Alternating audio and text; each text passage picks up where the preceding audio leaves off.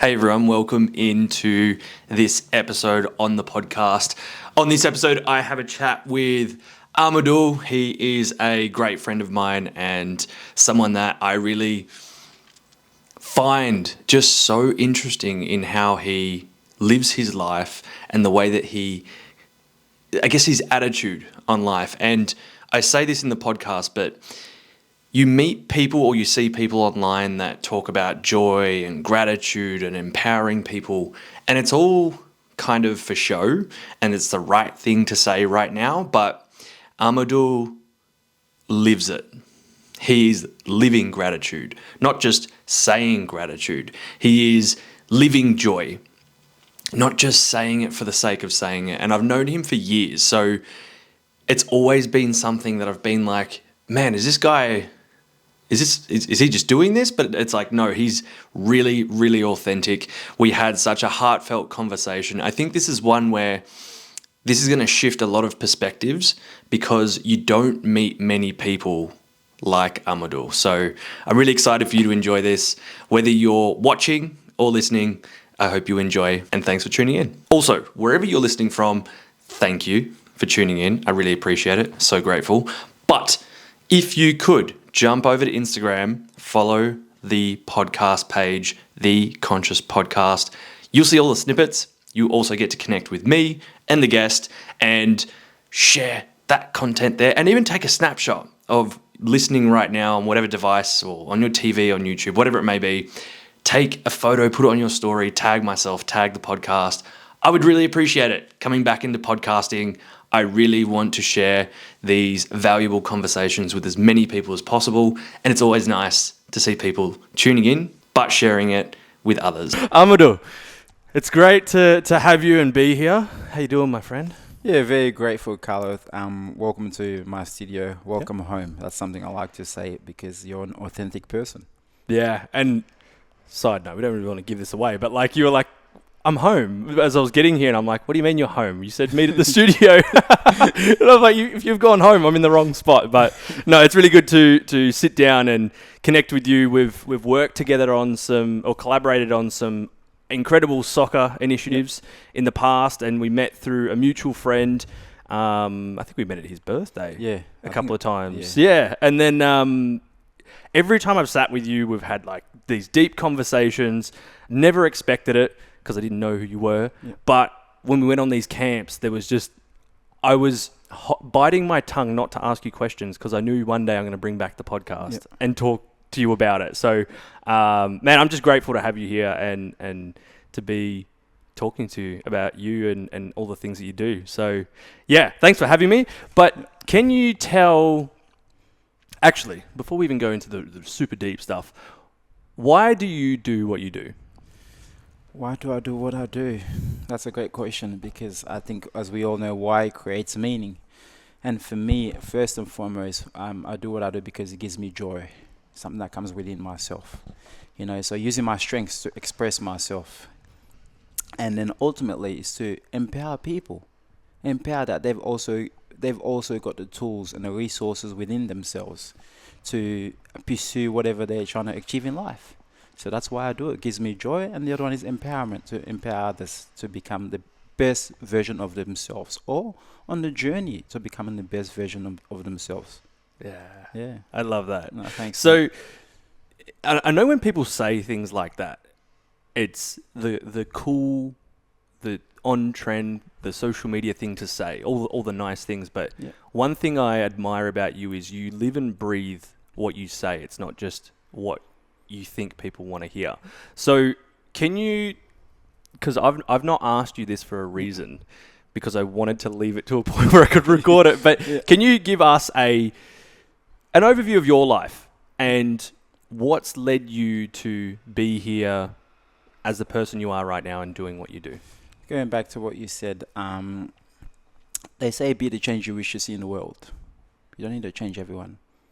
You need to change yourself. And then the ripples will lead to a different path. So what I mean by that first, I'm not going to tell you what to do unless I've embodied those qualities within myself first. Then I can tell you, hey, not trying to change you, but I'll give you the tools. You should go this way. You should go that way. So I've always looked at life from different stages, spiritually, physically, mentally, emotionally, obviously psychologically. We are social creatures. So first and foremost, the way I live my life is based on putting my intentions into action. I cannot be happy if I don't put my intentions into action, because we all have the right intentions in life. Yep. But just when we put things into action, can we actually reap the benefits? And that is hard work. So for an example of that, I wake up every morning, whether it's 5:30 a.m. or 6 a.m. before training my clients. I do my 15 minutes walk, my meditation walk, just to regulate my body. Sleeping is a form of regulation. Then I get up in the physical presence of walking a lap around the oval. I come back, my water or my banana is there for me. So that's the first thing I do in the morning. Then I come back and I train my clients. Train my clients for 4 or 5 hours. In my afternoon breaks, I walk again. I read a book. I walk. I connect with others, social connections. I do that again. Then I have a break. Then I do that in the evening, training clients again.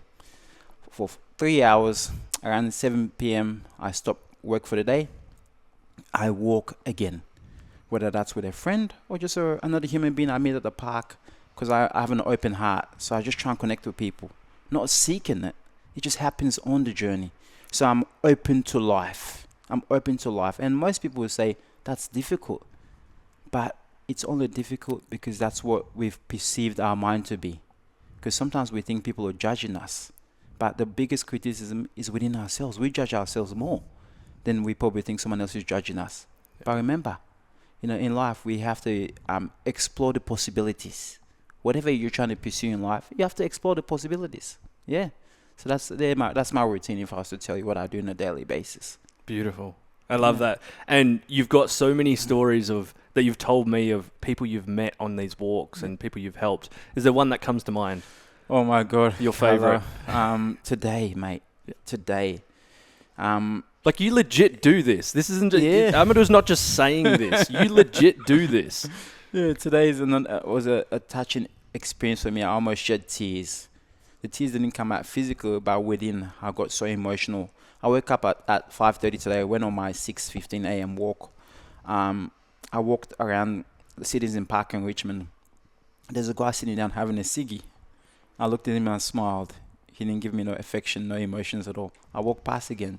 The second time, the third time, I said to him, "Good morning." And then he recognized my voice and he's like, "Oh, good morning." He's like, "What a beautiful morning looking at the sky." I'm like, "Yeah, how beautiful is it that these things are for free in life? We don't need to pay anything. We can stop and recognize that the most important things that give us joy." I said to him, he's like, "Yeah, you're so right." Then I said to him, "You know what, something else that's special, that's important, that's for free?" He's like, "What?" I'm like, "Us talking, social connections. You've recognized me, I've recognized you, and now we're connecting." I'm like, "Do you know how powerful that is?" He's like, "Yeah, that is so powerful." I'm like, "It is our common humanity that binds us." Desmond Tutu, may his soul rest in peace. That's an Archbishop's quote. I just thought I'd mention his name. May his soul rest in peace. It is our common humanity that bounds us. We are all going through struggles in life, but it's things that we can all relate to. Suffering is part of life. So the next moment of that conversation, he tells me what he's going through, Carlo. He says to me, "I'm at the Melbourne clinic. I'm going through rehab." That touched my heart. So I'll leave it there at the moment because there was more deep things that I cannot mention that he mentioned to me. Yeah. Yeah. And that just comes from you having an open heart, an open mind to even just have that interaction. Because don't get me wrong, there's times where I have that and there's times where I don't. There's definitely days, like even now, like we live in an apartment now and I get in the elevator, there's days where I just look down or look at my phone and it's like I've got nothing to give and I don't want to connect, but there are days where I'm in there and I'm like, even if it's, I don't know anyone there, we've only been there a couple of months, and I'll go in and I'll just be like, "Hey, how you doing? How's your day?" And so yesterday, found out she was a teacher and she teaches little kids, and I'm like, "Oh, I coach little kids," and we just had this it was 1 minute in the elevator, but it was a really nice connection that I was like, I did. You don't need to get their phone number Yes. or social media or whatever. It was just like, oh, have a nice day. I might see them in the apartment elevator one day soon, or maybe not. But it was nice, and I think for a lot of people, especially after the pandemic and all of that, we closed off. How do you keep your heart open to just walk up to people and start that conversation? There's a saying, people can only meet you where they've met themselves. I totally believe in that. And that comes back to healing ourselves, our wounds. It's very deep. It's a very deep thing that we have to recognize within ourselves and work on it. You know, I know people talk a lot about trauma. Trauma is what happens is inside us, and Gabor Mate states a lot about it. Things that I'm big on as well. But we have to heal ourselves, mate. We have to go within. You know, but we are social creatures. A lot of the times we try and heal ourselves from in a more toxic and negative way. You know, there's so many different ways to heal ourselves. If I was to give an example of positive and negative, let's just say a friend is going through some depression moment. It's different for everyone. The context, depending on the context, alcohol is probably one of the first things that people lead to soothe the pain, because we are social creatures. We always think that's going to fix the problem. Alcohol, drug, and so many other things, so many other substances. But some of the different ways, positive ways to regulate ourselves, which is all part of healing, called therapy. Obviously something that you do. Yeah. Physical exercise, meditation, reading a book, music. So there's so many different ways, and all these things are actually for free. Yeah. That's the thing, they cost nothing. But it requires us to become conscious and fully aware, to have the courage, one of the highest virtues, to turn our intentions into action, because we all want to do the right thing. So that's something I give people compassion about. We all want to do the right thing, but sometimes we just don't know where to start because we're getting bombarded with information. Yeah. What's right? What's wrong? The brain becomes clouded. So we always seek what? The easy option out, because the hardest option is the most fulfilling way. It's hard work to work on yourself, to be vulnerable with yourself. It is hard work, mate. But that's where you find your true calling. Yeah. And how do you see that? Like, because we're in your studio right now, like beautiful gym that you've got in this space. How do you foster that in this space, for example, in your day to day? Something I call inquiry, or something that means it basically means looking outside yourself, looking into someone else's lives. I'll give you an example. Some of my clients, forgive me about this. So because I'm so curious about learning, I learn through books. I learn through, obviously, listening to podcasts. I learn through looking at people's lives. I'm so conscious about everything. But the number one form of learning is conversation with someone else. Look at them in the eye. And the way you can understand or perceive what someone is going through, there's 3 different ways. It's through vocalization, the way they talk. Facial expressivity tells us a lot about someone else. And touch. Stephen Porges, this is, I like to quote people based on some of the research that I find. Not just the research, but I see some of the signals myself, you know. So the most important thing within all this, how do we foster some of these things, is you have to make people feel safe. Yeah. Safety is the presence of connection. Carlo, when people are safe, they will become vulnerable. They'll be open to you. Safety is the presence of connection. Most people don't even know what safety actually means. It's the most important thing when it comes to one of our nature. We have to be safe. To go back to find harmony, we have to be safe. So a lot of my clients, I've created that space because they see that in my life. They can feel my energy, that, you know, I'm connected with myself. You know, so I've regulated my emotions. Don't get me wrong, I'm going through challenges as well. So I talk to them as well. I express my vulnerabilities. Like I said again, it is our common humanity that binds us. I have struggles. So we help each other in that process. Yeah. You know, so that's the space I've created here, mate. Yeah, I love that. And do you feel like there's ever that, because there might be some people listening that are coaches, personal trainers, whatever it may be. Do you ever find that there's somewhat of a resistance to share because you're like, well, if I share, then that shows that not a weakness, yes, vulnerability, but because you're in a role that's like, I'm mentoring them, I need to hold back in some way? Or have you just always been so open with it? Personally, I've always been open with it. Yeah. If people judge me, they judge me because of where they are in their lives. Yeah. You know? And, you know, we all have those moments where we judge, you know, because all these thoughts and emotions, we all have them. Just, no, because we're only human, mate. You know, but one thing I've always said to coaches or anyone trying to help others, you have to heal yourself or resolve your own issues or traumas that you're going through. Yeah. You're not supposed to be 100%, but you can meet someone halfway. Yeah. You can meet people halfway and communicate the truth. Because remember, they're human too. They're going to challenge. You're probably going to challenge the coach or the mentor yourself.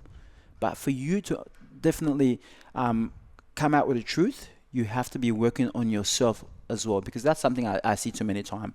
I've seen a lot of coaches, you know, just saying a lot of things without actually, you know, working on themselves or trying to improve themselves. They're just giving a message. Yeah. You know, but I think people need to find out what's the why. Why do they do what they do? Is it to make money? Is it for views? Is it to empower the human soul? Or to manipulate? There's two ways you can influence human behavior. You can either manipulate people or empower people. Yeah. You know, two ways. Yeah, so I look to empower people, not manipulate people. It doesn't make me happy because I have integrity. I have values within that. Yeah. I get sad when I'm taking advantage of people.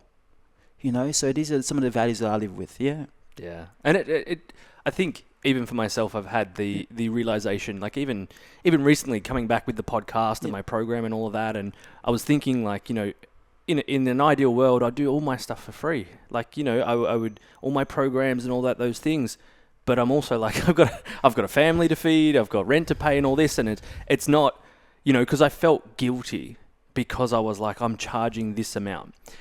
It was only I felt guilty because other people would tell me, no, you've got to be charging 3 times that. And it wasn't in alignment to what felt right to me. Everything that I do now feels in alignment to me. Other people might say, oh, you're charging too less. You're not valuing yourself. And it's like, no, like there's an energy exchange of the money and the service, but that feels good to me. I'm not here to manipulate. And this whole notion, man, I've been thinking about this so much of like, I like whatever someone's set point of what they want to make is totally up to them and their circumstance and whatever. But we were talking before about what do we actually need? And that's where I'm like, what do I actually need? What if I created it, you know, earning this amount, not what someone else is telling me I need to make in order for that to be success? Mate, jackpot. 2 things I'll take from your conversation. Energy transfer and needs. I'll start with energy transfer. I have about 6 clients who have been with me for 4 to 5 years. Wow. Yeah. And just like that, like you mentioned, a lot of people would say, charge this. But they forget the highest human act is to empower and inspire each other. Yeah. And my clients don't just contribute to my well-being or my business through financial means. Yeah. Social relationships. We need each other.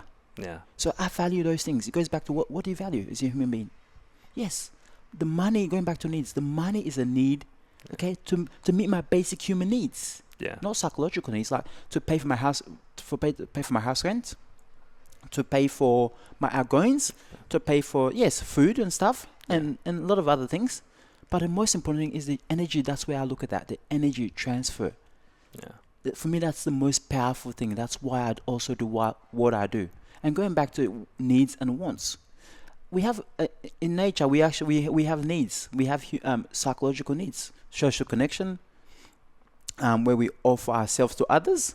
We have obviously connections where we separate ourselves and give our hearts to people who are in a vulnerable position, and also we have needs whereby we don't just have to think about people, but we also have to think about other things that are a bit further away from us.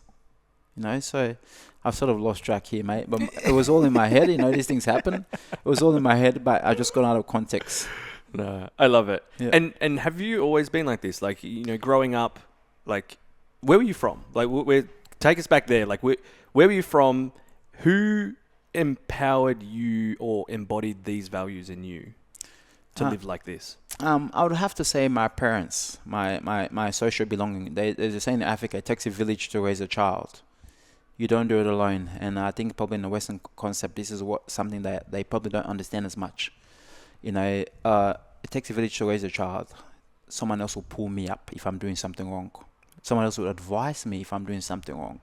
It's not totally your parents' responsibility to give you all the answers. People of the village contribute to your well-being. So that's how I grew up. My parents were at the hierarchy of that, but then also people of the village, because we all have similar values. Not to change me, but give me the tools. And as you get older, you become wiser to make decisions yourself. You know, going back to Gabor Mate says this amazing quote: "We may not be responsible for the world that created our minds, but we can take responsibility for the mind with which we create our world." When you're young, obviously, you don't have a lot of experience to make a lot of decisions. Your parents are at the hierarchy of looking after your well-being. When you get into adolescence, you become more aware to take a bit more responsibility. And when you become an adult, you're more conscious to take more responsibility and choose the information that you want in the world. You know, so I would have to say my parents embedded that within me, and also growing up with 4 sisters embedded these values in me, learning how to be compassionate, patience, because they challenge you. You know, so my environment nurtured me in this way, and also I was given my needs of love, belonging, connection, safety, all these basic human needs, which define our nature. Our needs define our nature. You know, I think that's something that people should understand. You know, when your needs are not met, when you don't have love, you grow up in a house that is traumatic. You grow up in a life that is abuse, emotional abuse, physical abuse. Mate, changes your psychology moving forward in your life. Yeah, so it's deeper than we think. Yeah. So I'm lucky enough to have all my needs to have met, and my needs continue to be met. There's challenges in there, but I've created that circle of positive people in my life that contribute to my emotional and mental well-being. Yeah. I love that. And how do you think that you've been able to do that? Like, you know, we go through life, we go through many different, you know, seasons of life and changing jobs, and you started a business, which comes with a lot of challenges in itself. How do you continue to keep fostering that group? Is it a matter of having your values as your set point, or is it just meeting people with that open heart and compassion? I think it's a bit of both. I'll go back to what gives me joy. Yeah. I will not, how can I say it? I will not, what's the word? I will not sacrifice my joy for anything. I will not sacrifice my joy for anything. So I will always put things that give me joy ahead of anything else. You know, if walking, talking to people give me joy, you know, I will always go to that point where I feel at peace, because challenges are part of life. Yeah. You know, so that's probably the thing. You know, that I'll always go back to when I'm at a stage of a bit of stress, a bit of disappointment. I'll always lead back to things that give me joy. And that's been with my family, exercise, reading a book, meditation, so many things obviously, but these are things I've cultivated over time. And now they just, when I'm going through moments of disappointment, I just lead back to it very quickly. I don't even ponder too much. I just lead back to my peaceful state. Yeah. You would say a lot of people's peaceful state is probably doing things that are probably not so right for us. Yeah. Yeah. And I can see that in everything that you do and you have shared with me in the past. But it just sounds really simple. Yeah. I think that's what's hard for people to grasp. Yeah. And I've noticed it with myself recently in my challenges, and I shared this on the previous episode of the podcast, like when I wasn't living in my values, and obviously one big one for you is joy. When I wasn't living in those values, of course I was feeling lost. Of course I was not feeling fulfilled in myself, because I was living in other people's values or what I thought I needed to do. So as soon as I've come back to that, even now, like amongst all the crazy stuff that's happened in my life and still happening, I'm not going to sit here and be like, I've completed it. I've gone to level, past Mario. No, there's another level, new challenges, and I'm also in a really peaceful state because I've remembered those values. Yeah. And that's what keeps me. Well, now I kind of think that you get these moments where the challenges that it could take a month, it could take years they take you off the path or off your values, and then you realize, because maybe something happens in your life or multiple things that aren't good, and then you go, shit, I need to come back to my values. Otherwise, I'm going to keep going down that path. And I think that's what you're saying before, that choice. Yes. Right? My choice now was I've been going down that path consciously or unconsciously. I've been choosing that. And even times where I've been like, I know this is happening. But it was like, no one's going to do it for me. I have to be the one that goes, no, this is where I want to be. Exactly. And it took, like you said, that inquiry. Like it took self-inquiry to get back there. And that was hard. That's hard. It's not easy. Trying to find ourselves is not easy. And going back to what you just said, choice. Viktor Frankl mentions it in his book about freedom. Man's search for meaning. Yeah. Ultimately everything can be taken away from man, but one thing that cannot be taken is our attitude and how we respond. Yeah. Just goes back to telling you, strip away all your external needs. What you have is your state of mind and the choices you make. But we are social creatures, so we are going to be challenged and we are going to be manipulated. So it's the decisions we make when we're going through challenges or how we regulate ourselves. Personally, I think that defines us. But remember, we can't do it alone. Sometimes we can do it alone. But we are social creatures. We're interconnected. We need to stop putting a wall there. But that takes work itself. And I'm going to go into other topic. Philosophy is an important thing for people to understand as well, because a lot of today's work and today's things that people talk about comes back to philosophy. Plato talks about this in his book, Plato's Republic. He talks about the cave. There's prisoners in the cave. Allegory in the cave. There's prisoners in the cave. They've grown up in darkness. That's all they know. Behind them, they've got men putting lights with shadows of what people fear or things they see in the world. And guess what? They release one of them. They're all in chains. They release one of them, goes out into the light and sees the world differently, from darkness to light. Comes back and tells the others, I just came from heaven, basically, up in the world. He tells the others, they're like, nah, what are you talking about? That's not truth. You're ignorance. This is not true, what you just said. So what I'm trying to say is that we have to get outside darkness, and it takes courage. People prefer to be in darkness. People are scared of the light because the light has truth, and it takes work. So people should look into the book, Plato's Republic. It talks about Allegory in the Cave, one of the greatest books ever written. Yeah. It talks about manipulation, the society. We see the world through images.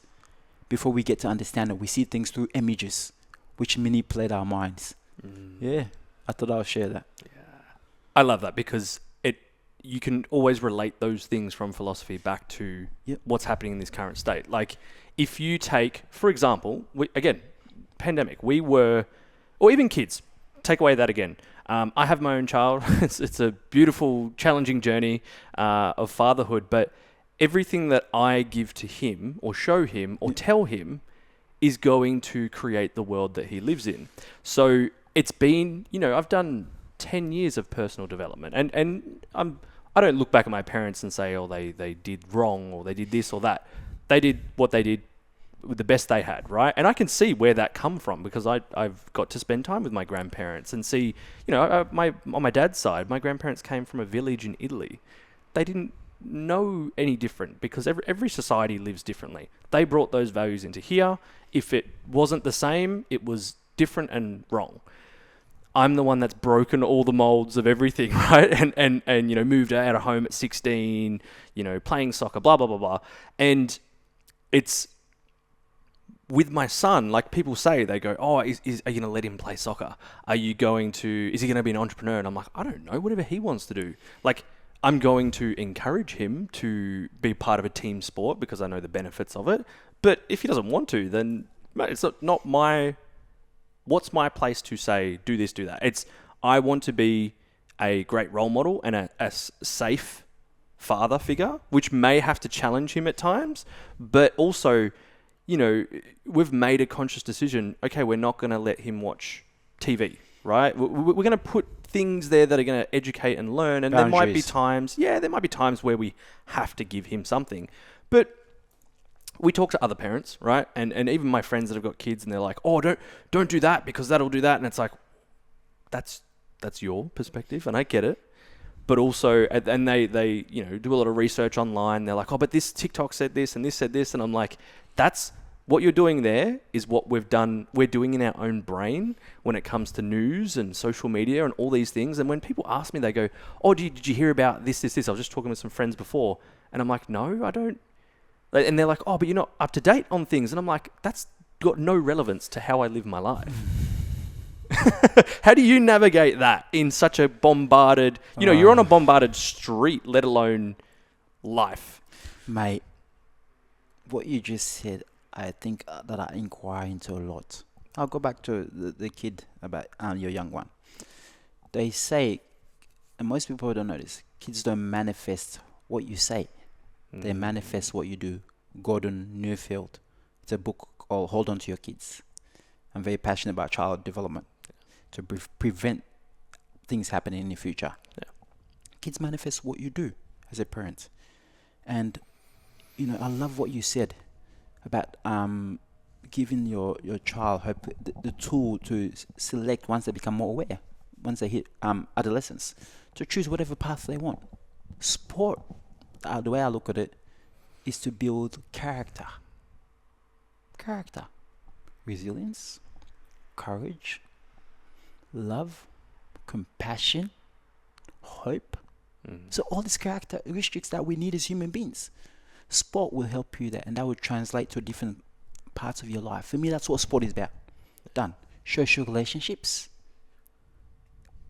individual regulation, co-regulation. Someone's down, you lift them up. Character.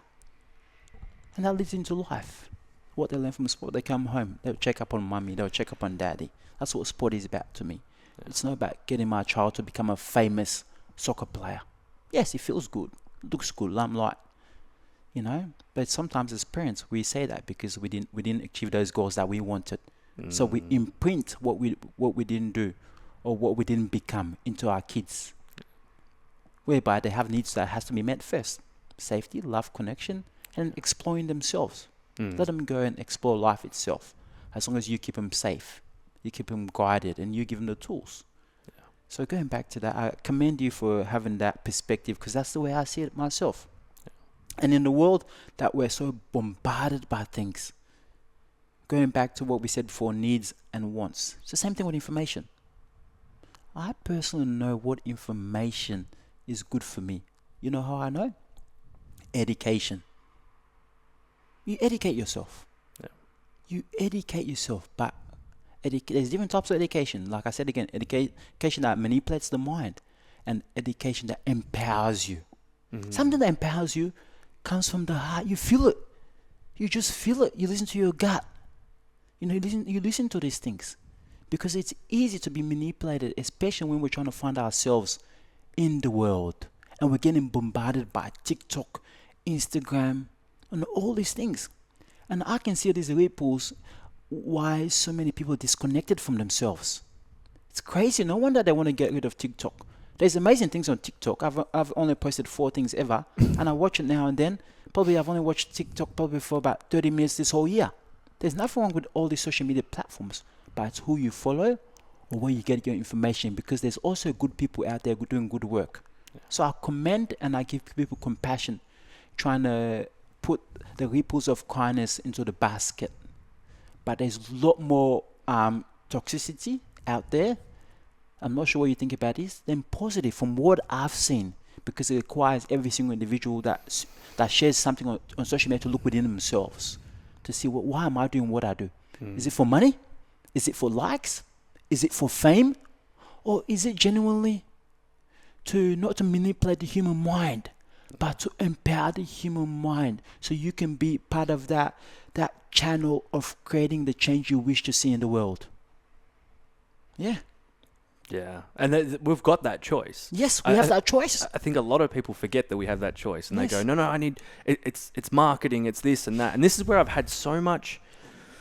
I think this is why we have connected so well. It's like we have that genuine, heartfelt intention of just wanting to do good, and I've been strayed from that so many times, and that's me also then leaning into that. But it's always just drawn me back to, like, for example, when we did our camp for One Ball, something that you're a part of in a big way. Yep. And shout out to Kamal. He's apparently going to walk through in a moment. But, we did a camp, and, these kids that... It's probably better you explain it, because I'm not too sure on all the technical terms. But we went on a camp to take these kids away that have probably never been on a camp before. You talked about the character strengths. It's something huge that's in One Ball. We got those the balls with all the affirmations on it, and it's like even us being there, we're choosing how we want to empower these kids and what we show them and how we show up. And I remember there was one point. Do you remember when the kids stole the biscuits? Oh, no, I don't Oh, remember. it was the first one I came on. The first one at that place, and one of the kids stole all the biscuits and put it in his bag. And then we were like, all right, we're not going to bed or not playing PlayStation or whatever until we bring them back. And it allowed them to communicate, and they ended up bringing it back, but they didn't point out the person. And it was like, I remember Kamal like giving the lesson, and I was like, this is really powerful. I never got this at a soccer training camp, the character strengths and those lessons. But it's so nice to see that, we take these kids away, and yes, they have their phones and stuff, but we're giving them an experience that in the world today, they're probably not really going to get. Yep. Absolutely. Nature. We had a fire going. The walk. The walk. Oh my God. Well, the run that you did up the mountain. Yeah. The ice bath. Yeah. It's just these little things that, like, that's a choice that obviously Kamal made, you've made, myself in that as well, where we get to share from our experiences. And it's like, everyone has that choice. Yes. Whether you're a school teacher right now or you coach a soccer team, you have a choice to empower them. Yeah, you're getting paid from it too. Yes. But there's two sides of it. You can work the job and just show up and not give a shit, basically. Or you can come in with, I'm going to empower whoever I touch to, in the aspect of the, being in the classroom and your words, to empower them in their life. And I remember this last year, I ran the bar at my sister's restaurant. And I was like, this isn't me and my purpose. Like, you'd think, like, that's not Carlo. Like, Carlo's normally doing this and coaching and mentoring and events. But one, it was a job, right? I needed a job at that time. Two, it was helping my family. So that was great. I was getting paid from it, but still they needed someone, and I stepped in. Thirdly was that, yes, I'm not running a meditation. I'm supplying them with alcohol, which is probably something I didn't, align with, but it was like, this is my job. But it doesn't mean, I knew in that moment, or in those moments of working that job, that I could say something to them that could make their day. Not, don't drink, it's not good for you. That's not, they make their own choices in life. Absolutely. But if I gave them a compliment and also maybe said, how's your day today? Yeah. Or I remember I was asking people, what are you grateful for? And they'd be so like just caught off guard, because they're like, I'm ordering a beer. Like, why do I want to think of this? Oh my God, Carlo. I just love what you just said. Yeah. Do you know on my door, I've got grateful hours? Oh, wow. I didn't see that. Yeah. Grateful hours, not open hours. And people been asking me why. And I said to them, words have meaning. Words are what you make of it. Grateful hours. So that's, for me, that means, in my perception, it means open hours. A welcome, I invite you to gratefully come into my home. And then going back to what you said, living compliment affirmations to people. One thing that I say to people all the time, I've probably been saying it for the last 5 years, when someone says to me, how are you? I said to them, I'm grateful. And like you said, they get shocked or they freeze. It's like, That's different. Because that probably sends a ripple down their body. Like, wow. Yeah. So that's something I consistently said. I change affirmations all the time. I'm wonderful. Yeah. I'm joyful. When someone says to me how I am, remember, words are powerful. Yeah. We can say whatever we want. But I'm also saying that because that's how I felt in the moment. Yeah. I'm not just saying it because to make myself feel good or just to make that person feel good. It comes from within. That's how I felt. That's how I always feel. If I'm feeling sad and not happy, I'm okay. So I use words as manifestations of how I feel internally. Yeah. Words are powerful. The language, the words we tell ourselves can manifest into our reality. Most people probably don't even know that. It requires inquiry to do it consistently and see how much it changes your state and it changes someone else. That requires conscious awareness. Yeah. That's hard work as well. You know, we are so deeply connected to each other. People probably don't know. And I get emotional when I talk about these things sometimes because I know the power of being human. Yeah. It's beautiful. Yeah. You know, but we've created a capitalist society where, you know, we just want to take. You know, like in going back to philosophy, you have three different types of friends, as they say. And Aristotle said it. Arthur Brooks talks about it. People probably know him more in the modern generation. Aristotle of the ancient Greek talks about 3 different types of friends. Friends of pleasure, that's okay. Friends of business, that's okay. You give and take. And friends of virtue, it's a big word, but it's like character. Friends of character. Someone that's going to empower, someone that's going to inspire you. Someone that you can also have a bit of fun and pleasure with. They're friends that are hard to come by. Yeah. Because they always tell you the truth. But most people are scared of the truth, so they navigate to 24/7, friends of pleasure and friends of business. So I said to a lot of people, look for friends of character. It's hard to find because that requires us to go within ourselves, to be authentic, not follow the crowd. Yeah. And it's just there's so many points on there to touch on, but like the one that comes to mind here is the how you said like your words are power and your words are affirming your world. You're creating your world with your words. The other side is that a lot of people are so automatic to just be like, not bad. How you doing? Not bad. Oh, how's work and whatever. Oh, it's not too bad. Like could be better and all of that. Like it's almost programmed in that that's sort of the general response to things. And even like I've noticed myself when I say good morning, I'm like, if I really read into that, it's good morning. Why am I saying good morning? Why are you mourning? Yes. Grand rising. I'm starting to change it. Like people have said it to me and I go, that sounds weird. Even I've said that and I've been like, that's weird, but it's only weird because I've never heard it often.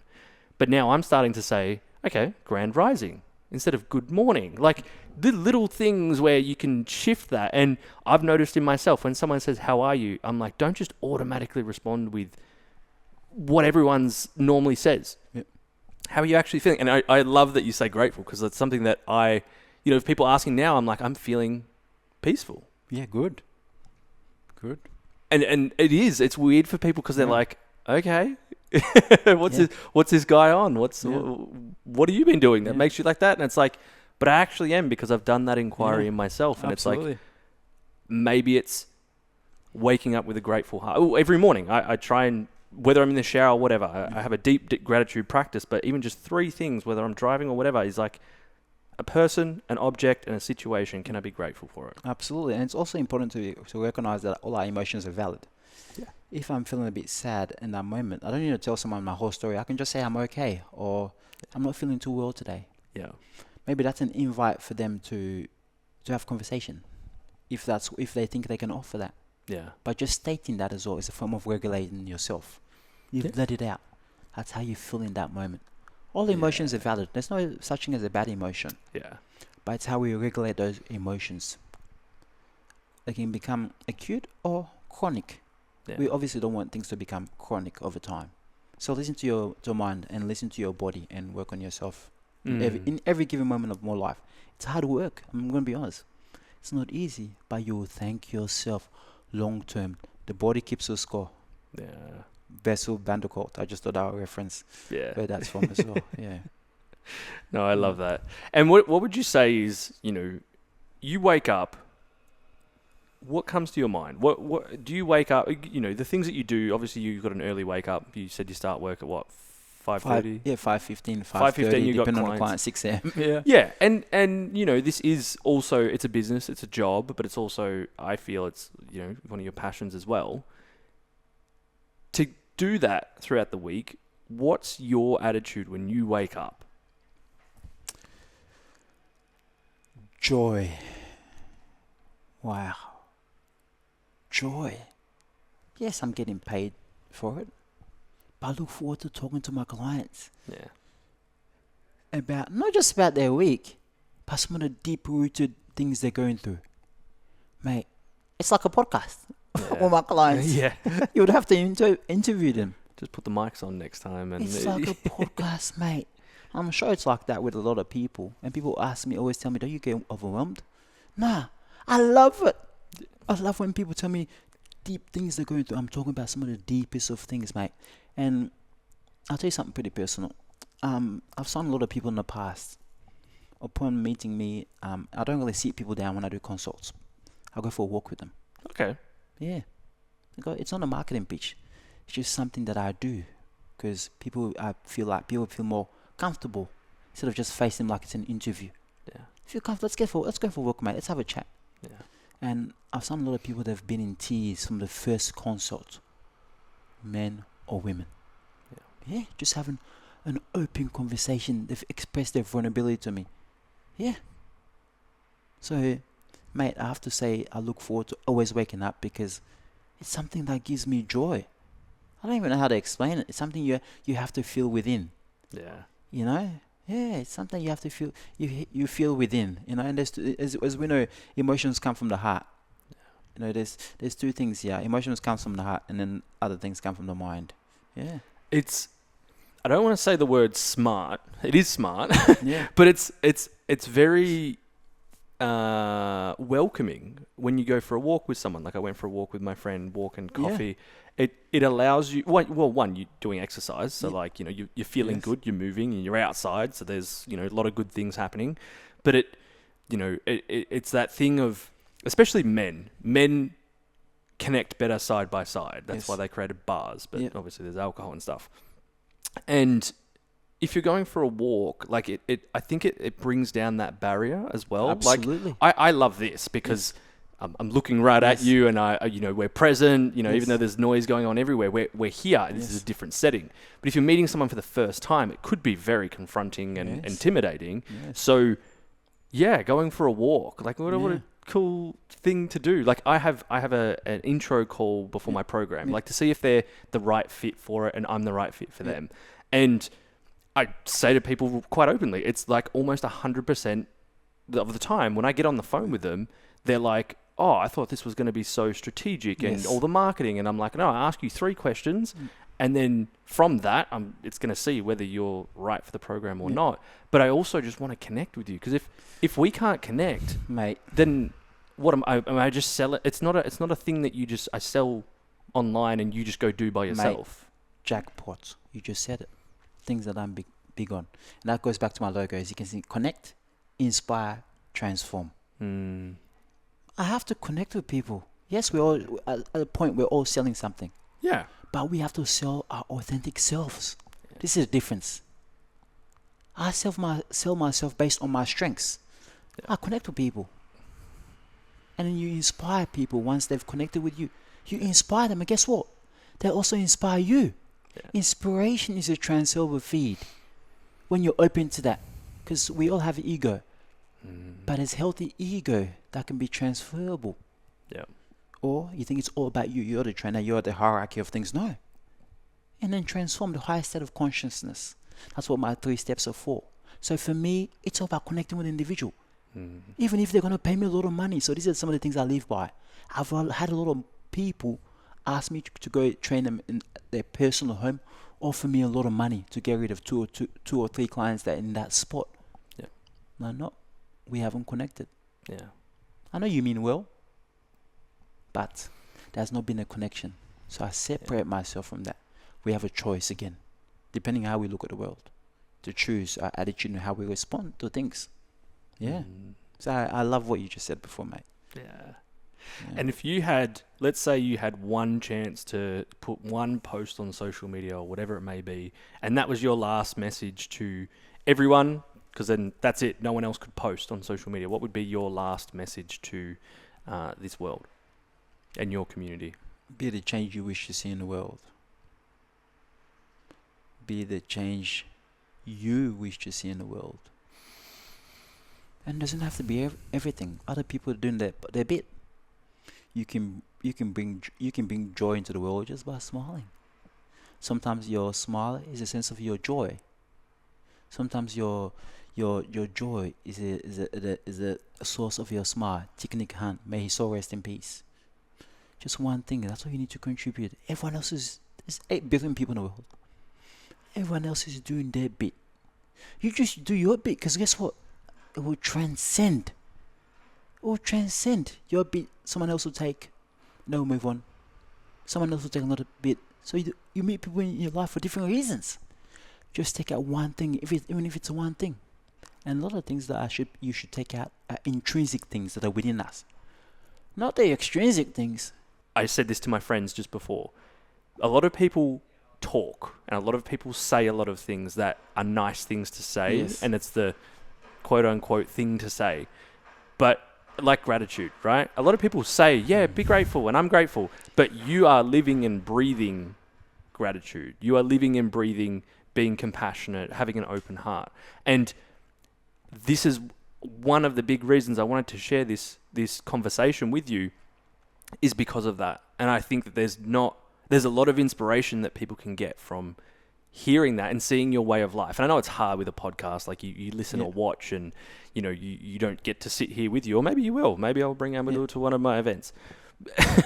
It's these examples that people can look at and go, wow, like there's something I can take from that. And maybe, like you said, like, going on a walk, maybe they'll just smile at someone when they'd normally just look at the ground. Yeah. You never know where that can lead. So thank you for being you, and thank you for doing what you do, because that inspired me in a connection where I never thought it would lead to this sort of point or be that whole version of you. It's been really nice to know you, get to know you, work together, inspire children together. That's really powerful. But to have this conversation, and I know so many people will be inspired by it. So thank you so much. Thank you for having me. Absolutely grateful. Yeah, thank you, Carlo. I love it. So if you've enjoyed this episode, make sure like, subscribe, all those things, but go over to Instagram. All the links will be in the show notes. I think the biggest thing here that I know both of us would enjoy is if you got some value from this, reach out to Amadu, reach out to myself, share this on your story, but even just a private DM saying, hey, thank you, I related to this, or I loved your aspect on this. These are conversations that go out to however many people, right? That's not the intention. It's if you're listening and you've gotten this far and you got something from it, it's really nice if you reach out. I know it's something I've been doing now as well, with even podcasts of people that they might not even see the message, but just reaching out and saying, hey, that's really awesome. Thank you for sharing that. We'd both appreciate it, but we love connecting with people. So that would be really nice. And until next time, take care, everyone. Peace.